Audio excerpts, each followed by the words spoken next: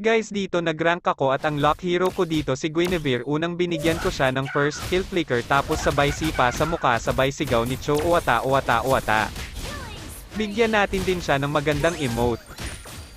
Dito naman guys, binigyan naman natin siya ulit ng first kill flicker tapos sabay sipa sa mukha. Na one hit natin siya. Pero namatay din tayo.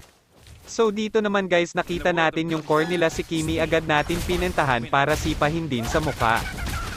Ang lungkot ng pangyayari dahil sa lakas ng sipa natin nakalabas siya sa tore.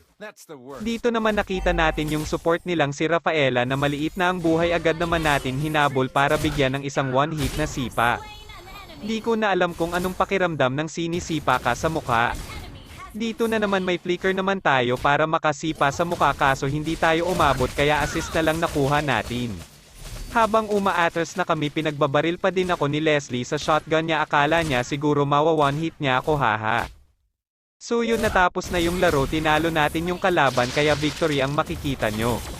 Yung star natin sa Mythic na 14 na naging 15 na at gold padan ang nakuha natin. Salamat sa iyong panunood sa ating video. Kung gusto mo pala makalaro ako ay comment mo lang ID mo sa ML. Salamat.